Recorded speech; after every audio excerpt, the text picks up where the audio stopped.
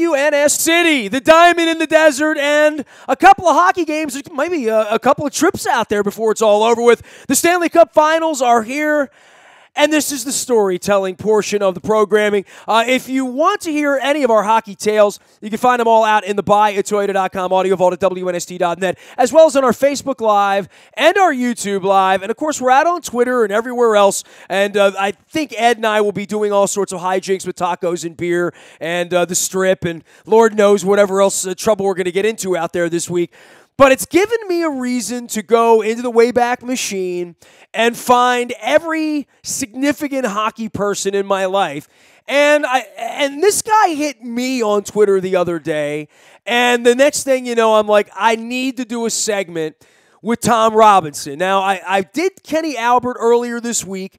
And I would say Kenny Albert is by far the spiritual godfather of WNST, of my career, of what I've become as a radio person. And all of that dated back really to the Baltimore Skipjacks. And Kenny wrote a great piece at NHL.com, also did a half an hour of storytelling with me about being Barry Trotz's roommate, about being involved in an espionage snafu in Nova Scotia where Trotz set him up to get arrested at the border and get rubbed down by the Canadian Mounties. So all of that is there. But then there's my story of meeting Kenny Albert, but there's a tale from 8 years prior to that.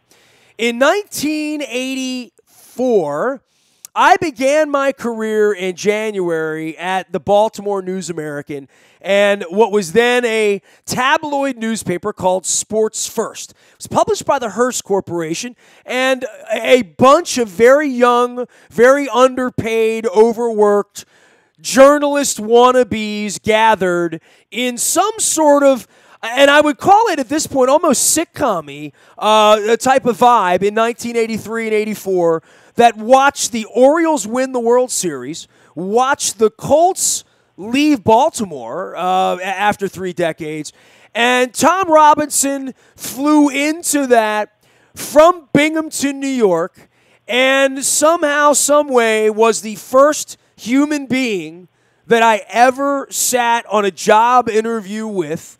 And I was 15 years old, and Mr. Bating, Marty Bating, the dearly departed Mr. Bating, worked in the printer's room and was my substitute teacher on the day when I filled out a baby blue form at Holabird Junior High School that said, "What do you want to do when you're in high school?" And I circled journalism. And Mr. Bating saw that and said, and he was a substitute teacher, and he said, I work nights at my real job's at the News Post, News American. I can get you a job there. I'm about 4'6", prepubescent, barely in middle school. And 6 months later, I ran into Mr. Bating at the Aladdin's Castle at East Point Mall, which was the place where I played Donkey Kong, and I played, Burger Time, Mrs. Pac-Man, the games that I like so much, a little Galaga, maybe a little Asteroids. And this was Christmas time, and he saw me again, and he said, "Hey, you still want a job at the newspaper? I can make that happen." I said, "Yeah, Mr. Bating, I'd love a job at the newspaper." "Well, I'll make that happen." And then about 3 weeks later, I'm in my mom's kitchen, and the phone rings, and it's Mr. Bating, and he says, "Hey, be on the lookout. A guy named Tom Robinson's going to be calling you to interview you. Everybody calls him Robbie. You're going to like him. Just relax. You know a lot about sports. They're going to love you around here. And a guy named Robbie is going to call you." This was in the first week of January. It may have been right after Christmas of 1983 into 1984. And the first week of January 1984, my dad and I got on. My dad never drove. We got on the 23 bus. We transferred to the number 10, and we got off right across the street from where Uncle Lee's Chinese food still resides and walked into what is now a parking lot. And I got my little badge, and I met this guy, Tom Robinson, Robbie, who can continue the story in any direction you want. But it's how all of this happened, dude, meeting you, and you let me come in there and run around and chase sandwiches down for you and Bernie Miklasz and John Hawkins and a myriad of other people. Welcome in, Tom Robinson. How are you? Doing great, and good to hear from you after all these years. nice to have been able to keep in touch at various times over the years, and the Capitals certainly had me going down memory lane as well, and made me think about a few things. And when I saw you on Twitter they're headed for Vegas, I said, there's a guy I need to be in touch with at some point. So nice talking to you. Well, I mean, you've gone on and done, a lot of things in your life out of coming down to Baltimore and leaving your family. What were you, 19 years old? I looked up to you as like this elder statesman. I don't think we're more than 5 years apart in life, right? Absolutely. I was 19 when I took the job, probably 20 when I was interviewing you. And I was 15. So. You would have thought it was a job like at like the local fast food place. And I remember I got paid $3.33 an hour under the table. As a part-time employee there. I think the minimum wage was $3.35. And, we walked to Burke's. And I don't want to say I had illicit alcoholic beverages at Burke's, but I did. I also had some delicious onion rings. It's now a Royal Farms. It's now my Royal Farms, where I get my fried chicken, I get my Ben & Jerry's, I get my Kona blend. It's literally 2 blocks from my house. And I live in the neighborhood. So, dude, over the years, so many things come to me and come back to me. And this hockey thing, this little magic carpet ride I'm on this week, first off, thanks to you for ever believing in me and allowing me to come in. But more than that, I think you had known me about a month, and you were sort of the de facto Skipjacks beat writer, in addition to being the guy that ran the interns, the guy that made sure sandwiches were there, the guys that occasionally edited in both newspapers and did other assignments. We were all jack of all trades trying to put that newspaper out, and I came into it. I mean, lifelong friends. I mean, Mike Rosigliano, right? People that I've, Tom Cousins, people that went out and ran the Sacramento Bee. Tell everybody what happened to you, because you ran the Scranton Times for a long time, I know, and that cast of characters and those human beings, Barry Levine, John Hawkins, who's very influential in the golf world, Bernie Mickelson and Jeff Gordon, who went out to St. Louis. An amazing cast of people passed through there, and you were one of 50 people. Yeah, and you hit on some of this, and we'll probably come back to it. Young, ambitious guys, and I think, I was the youngest on the staff until you came in and joined the group. I was actually younger than most of the college interns. I think we have some similarities in our background. I finished up high school when I was 16, so I was down there. And again, I was younger than some of the college interns. I was hired to handle a dual role, which was doing the statistics and putting together all the stat packages the Sports First was heavy on. I'd like to say I was somewhat of an analytics guy before analytics were talked about a lot. I really liked to dig into stats. And I know you do that in the real world now. Now you do education in the math space, which I think's awesome, man.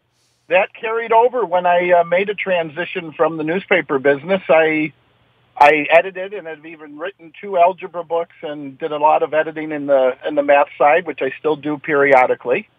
But when I came to Baltimore, it was to deal with the statistics and to help organize what the interns did, largely because although the interns got various assignments, and we'll group you, you were slightly different as a high school student than the college interns, but we treated you very similarly because you earned that quickly.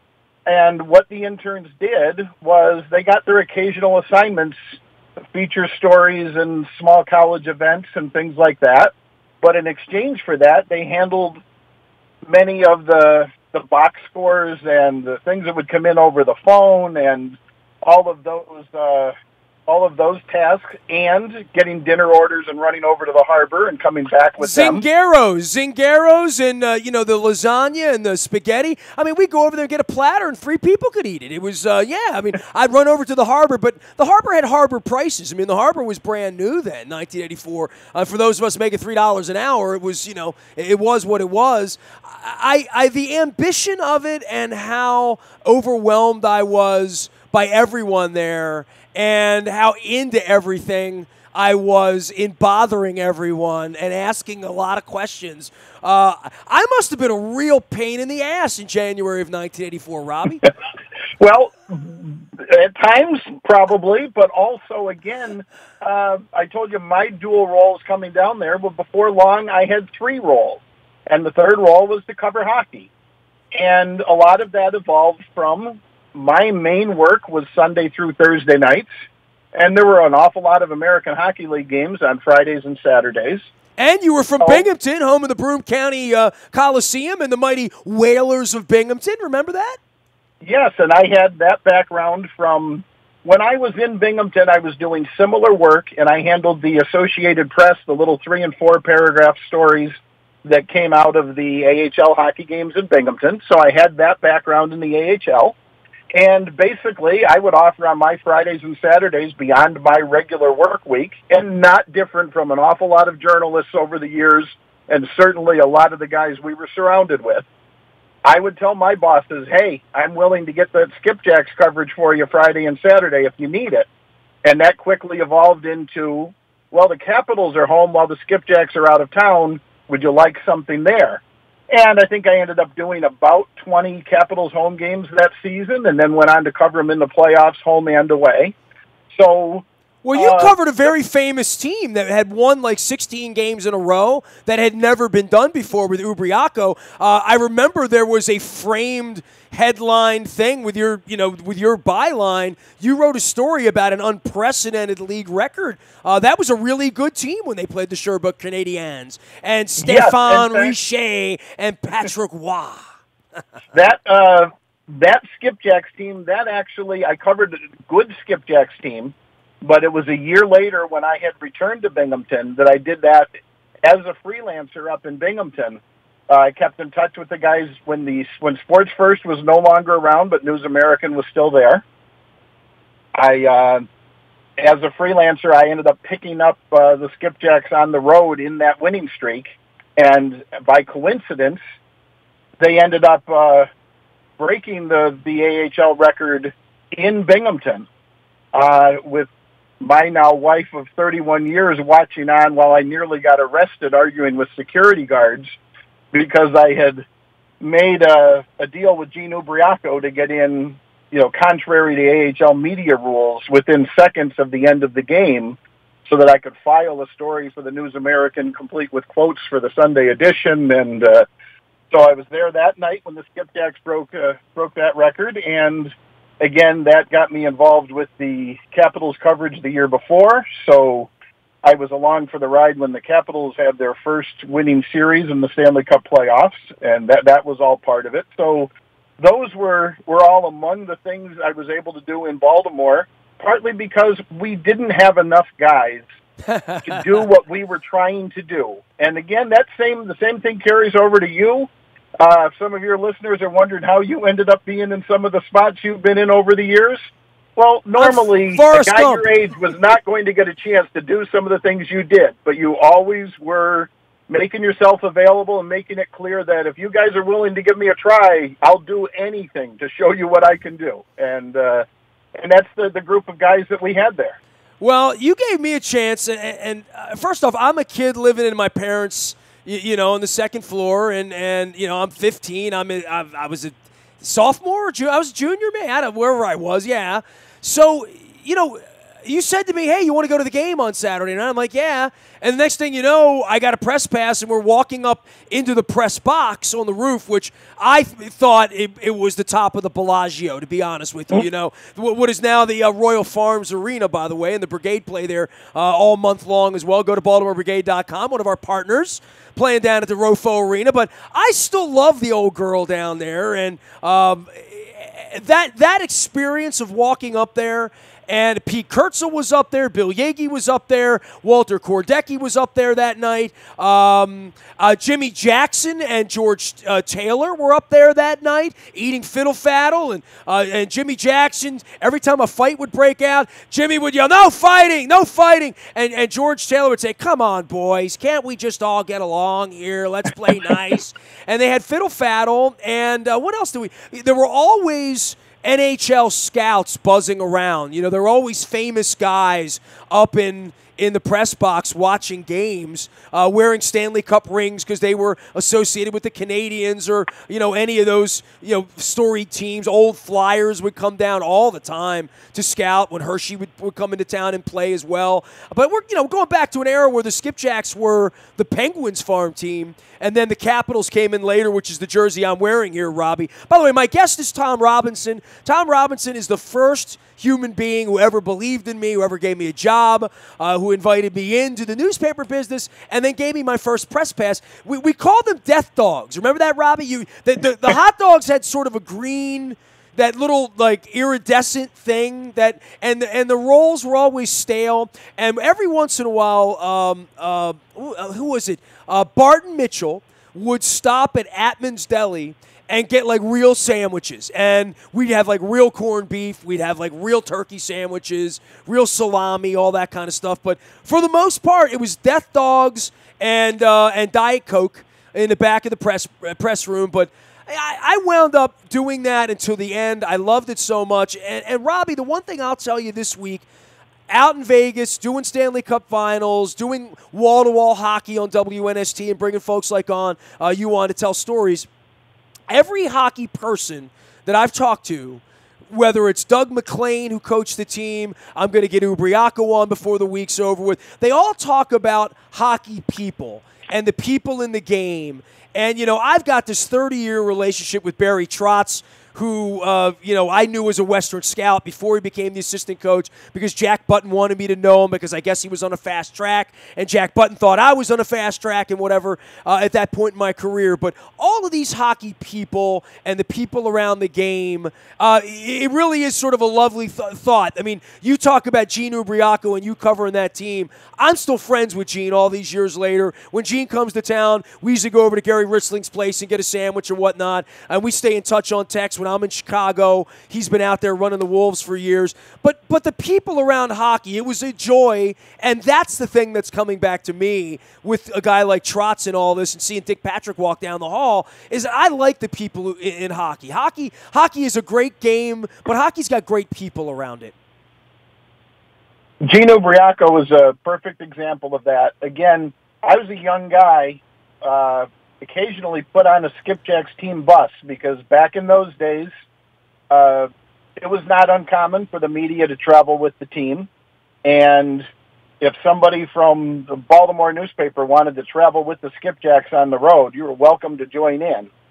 And if Gene was not sitting talking to his son who accompanied him on some road trips, he would often invite me into the seat next to him.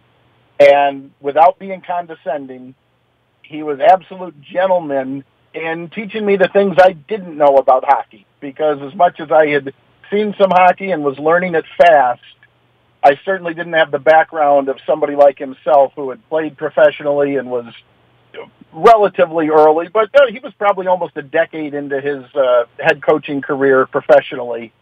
And so he was a father figure to you, and I didn't even know this, right? Like, you and I've never shared this story. I didn't know you rode on buses with Gino. I mean, I certainly didn't do that, but I love the game, and he loved that I looked like I was 12 years old and sitting there with a notebook in front of him.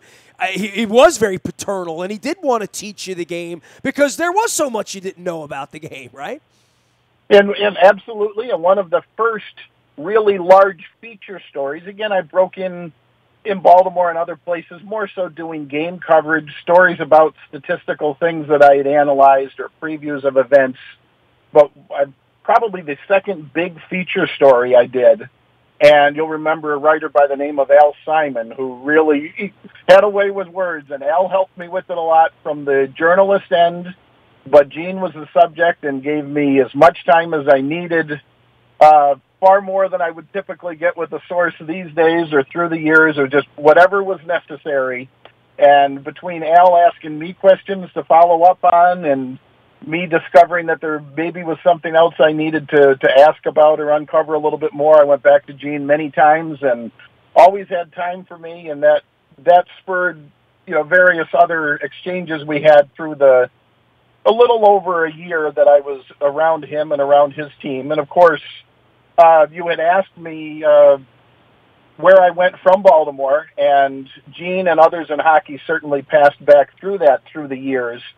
I ended up deciding, as other guys from Sports First spread around the country, and many of them landed great jobs, as they certainly should have and were deserving of, I went back into my home area, which is Scranton, Pennsylvania, northeastern Pennsylvania, right across the border from Binghamton. And by the way, my dad's homeland. My dad, was born in music and grew up in West Scranton High, and his whole family lived in Clark Summit, which I know conflicted exactly with your wife many, many moons ago. It's crazy how my dad and your wife are from the same town, right?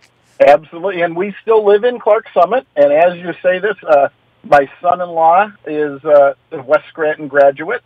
I'm watching walk into the house here nearby, and so we have that connection. I had decided at that time, and I was still young. It would not have been as easy for me as some of the other guys to land some of those big-time jobs, but I did have some contacts in bigger cities, and I was at that crossroads of whether I wanted to try to be a beat writer covering professional teams, try to head in different directions. And I wound up settling in Scranton, where a large part of my coverage was both being the main high school writer and organizing high school coverage, which after 8 years led to me being the sports editor of the Scranton Times for 5 years. And when I evolved out of the newspaper business, I worked in educational publishing for 2 years. And that brings us up to 2001, where I transitioned, for mostly family reasons, into full-time freelance work. And the base of my original freelance work those were the startup days of the Wilkes-Barre Scranton Penguins, the top farm team of the Pittsburgh Penguins. And they sold out every night for about their first 5 or 6 seasons, over 8,000 people in the new arena in Wilkes-Barre.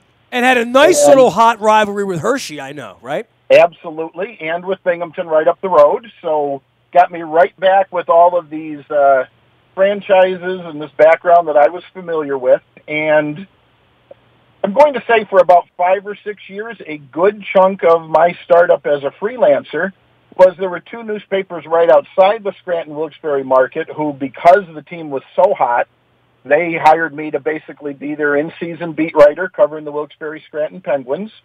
And I had my out-of-town contacts from around the league, so I was writing stories for papers like the Providence Journal and the Portland Press-Herald as their teams passed through and had town. some really good players coming through there, not just Scranton-Wilkes-Barre, but I mean, half the league played through there, and you got to see them play at that level because most players do play some time in the American Hockey League. Absolutely, and included just a couple of them. I got to watch Marc-Andre Fleury's early development because things didn't go great for him starting off in Pittsburgh, and he needed a little AHL time. And he was the big hot draft pick who had to come down and spend some time there, and got to see him there. Another guy, very significant time on some very good Wilkes-Barre Scranton teams was Brooks Orpik, was basically the top defenseman there from the day he stepped out of Boston College. So I got to see those guys, and as you said, many other quality players through the league. So that kept me there. And as I've done my various freelance change clients, or some people I've worked for 15 years, some people come and go for one-time assignments. But anyway, things evolve, and one of the things I do on a lower level for USA Hockey, I write for their website. So you get that crossover between journalism and a little bit of almost the PR side of it, because I'm doing my sports writer type work, but I'm writing it for USA Hockey's website. And I do that on junior hockey around the country, youth championships that come through Washington, Philadelphia, New Jersey. I run around and go to those national championships and see many of these guys on their way up through junior hockey as they're coming up, and then recognize them as I don't see as much professional hockey as I once did. But when I do jump in, I end up recognizing the names that I dealt with when they were 16, 18, 19 years old on their way up through.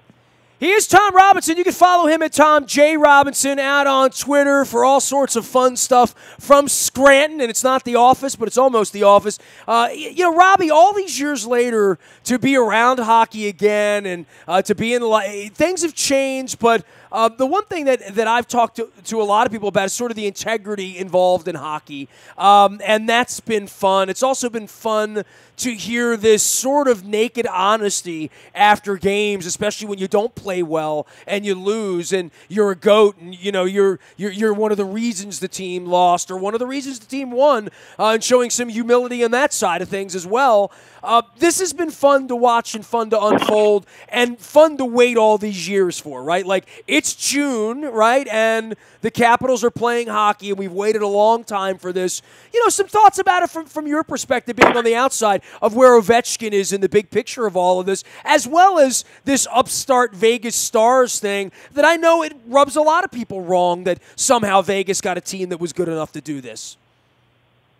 Well, that's, the Ovechkin thing, every year, and of course, being somewhat close to the Penguins organization, who having covered their minor league teams at different times, there's always been the comparison through the years with Crosby and him, and so many of these playoff series through the years have put those two franchises against each other, and have some connections to the Philadelphia market too. So it seems like every time this year I start becoming more familiar with another Capitals team that seems to have potential and be in that range and not quite be able to put it together. So after all those years and the close calls or the years of potential and near misses and so on, obviously the guy has had a great career and has many other people on the team who would fit that category and have had their messes, their near misses, and that can weigh on somebody. And I have ultimate respect for any athlete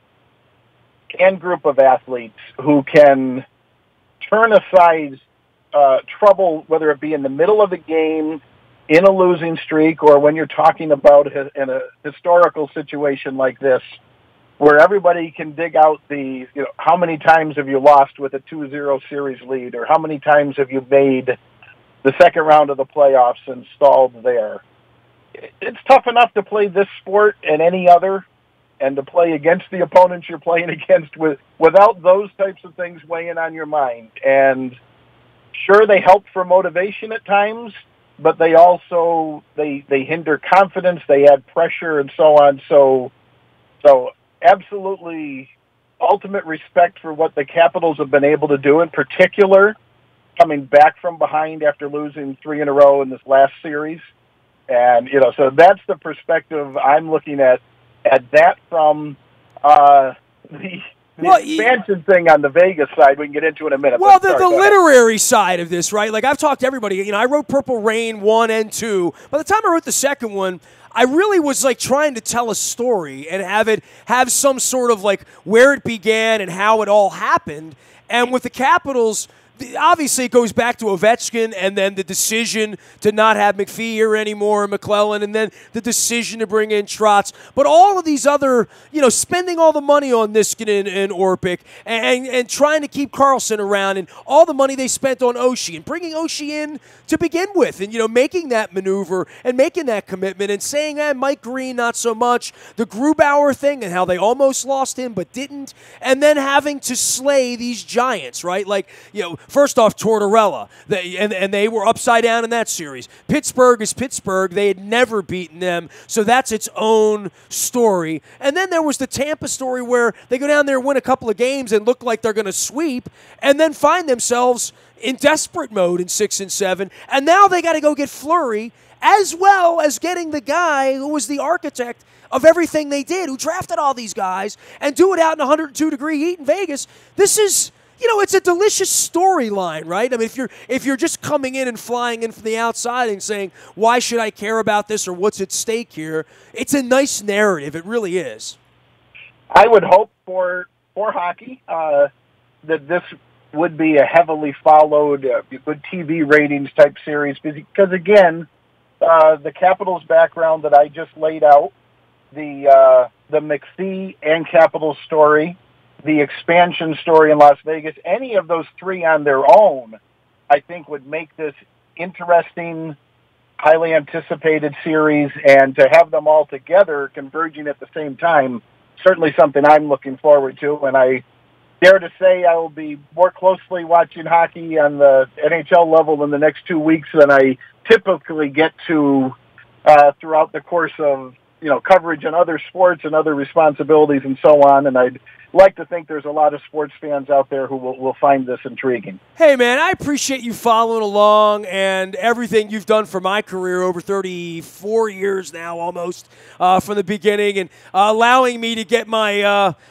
pinky into the building and be able to participate in what has been a hell of a run here since you and I met on January, 11th, I think it was, 1984.